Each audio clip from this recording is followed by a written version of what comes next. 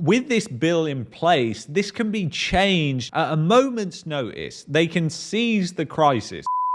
Most mainstream media organizations are cutting their workforce as a sign of the hard economic environment, or is it a sign of declining viewership across their platforms? And then also you've got the CRTC that's come out with some news on Bill C-11 that is good for now at least, but we'll get into that a little bit later in this. So let's get into it. CBC Radio Canada to cut 10% of workforce, end some programming as it faces 125 million budget shortfall. Now, I'm going to play you a clip, which is basically from an interview. And what I want to highlight from this clip is what that person doesn't say. So let's get into it. I'm just curious about something. I'm going to presume no bonuses this year. I mean, the Canadian Taxpayer Federation said a Freedom of Information request showed 16 million were paid in bonuses in 2022. Can we establish that that is not happening this year? It's too early to say where we are for this year. We'll be looking at that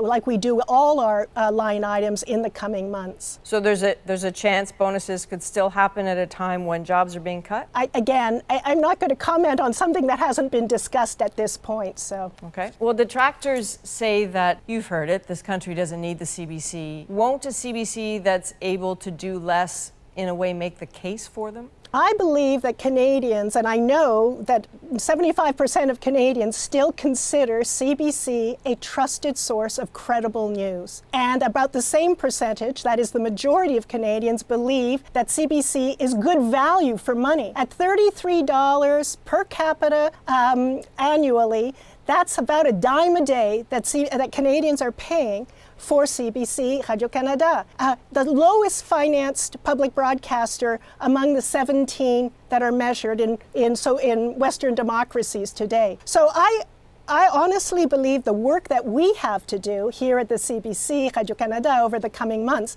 is to make it clear to Canadians to stand up for the public broadcaster that they depend on. We saw that during the evacuation in Yellowknife, during the crisis, the climate crisis throughout this summer, and in the Israeli-Gaza conflict, and in the Ukraine. Without the presence of your public broadcaster, what would we have? What other service would connect the country coast to coast to coast in both official languages, in 8 Indigenous languages, the way CBC Radio-Canada does? All right, Catherine Tate, thank you.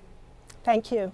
So isn't it kind of hilarious that that woman just will not say, no, we're not going to be issuing bonuses? I mean, exactly like the banksters, she is also saying that, yes, we might be issuing bonuses by not saying anything at all. And that is whilst they lay off middle-class workers. And I know we're all kind of saying, yes, this is a great thing that they are shrinking. And I do think that that is a really good thing. But I want to highlight how this works from the top down, because again, those people who sit at the top, they get an increase in bonus whilst they cut the people who are middle class. So again, it just kind of shows you how backward we are in society, because it is the middle class, it is those people in the middle that they cut that are doing the majority of work. Those people at the top, they're just corporate mouthpieces for the companies and corporations. And it's no different when it comes to CBC. So anyway, the Canadian Broadcasting Corporation Radio-Canada announced Monday that it plans to cut about 10% of its workforce and axe some programming to cope with a potential $125 million budget shortfall. And I think, you know, if it wasn't for Pierre highlighting how bad state media really is, how bad it is to have state media broadcasters, that they can't be trusted, I think the Liberal government would have already stepped in and took care of that budget shortfall. But with everything that's going on right now, that would have been thrown right back in his face. In a news release, the public broadcaster said it plans on cutting 600 union and non-union positions across the entire organization. The corporation said about 200 vacant positions will be eliminated on top of that. CBC and Radio-Canada, the French language arm, will each be cutting in the range of 250 jobs. CBC received around $1.3 billion in public funding in the 2022-2023 fiscal year. Also announced Monday it will reduce its English and French programs programming budgets for the next fiscal year and cut about $40 million from independent production commissions and program acquisitions. CBC programming will take a $25 million hit, and Radio Canada will see a $15 million reduction. The corporation said earlier this year it had began cutting $25 million through measures such as limiting travel, sponsorships and marketing, and delaying technology initiatives. The public broadcaster blamed its budget issues on rising production costs, declining television advertising revenue, and fierce competition from the digital giants. And it's not just CBC in isolation that is cutting people, it's also BCE. So BCE announced back in June that it will lay off people, and it's closing some foreign news bureaus and 9 radio stations across Canada. BCE Inc. is cutting 1,300 positions, about 3% of its workforce, and closing or selling 9 radio stations as the company plans to significantly adapt how it delivers the news. Bell says the job cuts are in response to unfavorable public policy and regulatory conditions that it can no longer wait out. And those are probably things like Bill C-11, because they affect essentially everybody, and they're going to affect places like Bell as well, who are going to have to adapt to those measures and show things that essentially their viewers might not necessarily want, to show more Canadian content. The thing is, you have to ask the question, do you want to see more Canadian content, or do you want to see what you actually want to see? Because that is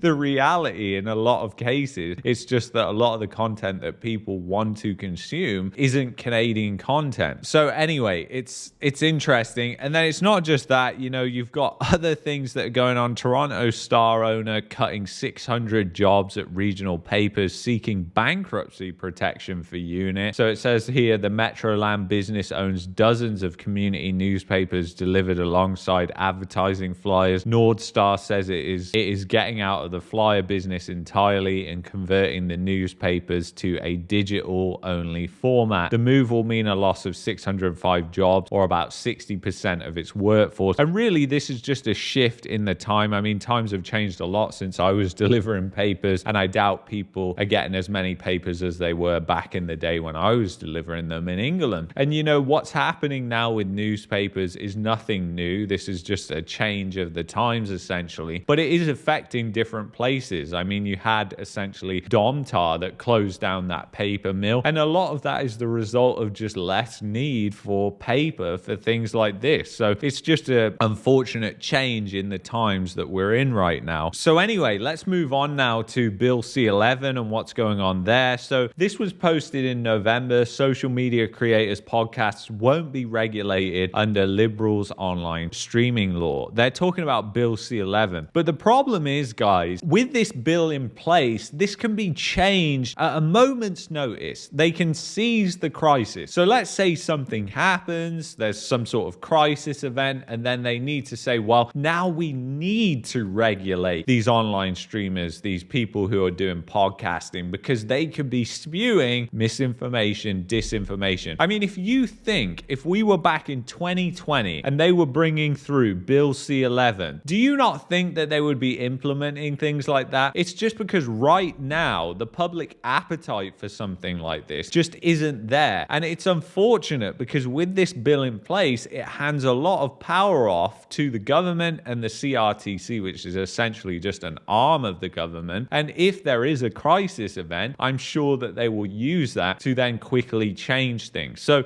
it's going to be incredibly interesting to see how this unfolds, but let's see what they're saying here. On Tuesday, the Department of Canadian Heritage issued its final decision to the Canadian Radio, Television and Telecommunications Commission, CRTC, on the legislation in order to scope in streaming services such as Netflix, Amazon, YouTube, and Apple, because they also broadcast commercial content. And then it says the CRTC has also said it will not regulate content creators, whether they upload makeup tutorials, review restaurants, dance to music trends, promote their businesses, or criticize government, like me and Clyde do. We criticize the government a lot because the government does a lot wrong. When you think about this, it just means that they can change it very, very quickly. And that is the scary thing, because we all know, as Klaus himself says, seize the crisis. And we are very likely, considering the cyber attacks that are happening all over the United States and in Canada, we can very likely see something like that be used against us, where they say, well, because of this, we have to censor online misinformation and disinformation around this particular topic. So we now have to regulate these content creators. And if we're at a time where there's some particular crisis event, like a massive cyber attack or something like that, they will get most of the public on board with that. It's bad that this is in place because it's all ready to go and change. So the fact that they're just saying right now we're not doing anything, it doesn't really fill me with any confidence. And I'm sure it doesn't fill you with any confidence either. I mean, this is exactly why I use a VPN. I use a VPN because now I do not trust the government. I do not trust them trying to regulate the internet. I mean, we saw it with Bill C-16, I think it was, or Bill C-15, where essentially a lot of the news outlets then decided to get off Google. They're still off Facebook, and Google has paid them a certain amount now to make them happy and appease them. But we saw exactly what we would see on like our news feeds, for example, change just because of the country we were in. Now, I didn't actually know that was the case until I traveled to the United States, and all of a sudden I was shown all those things that I wasn't shown in Canada. And that's when I decided to get a VPN, and that's when I decided to start promoting the VPN as well, because I believe that you need it, because at least if you're using a server in the United States, you know, the United States really doesn't care if you're watching Canadian content. They might regulate stuff through the Patriot Act in the United States. They really don't care about Canadian content. So it's kind of crazy that we've got to this point, because this is like China stuff. This is like what people have to do in China to get around the authoritarianism there. And literally, this is Orwellian stuff, guys. It's really, really sad that this type of thing is happening in Canada. And now I wanted to show you this. Somebody sent me this and I thought it was fantastic.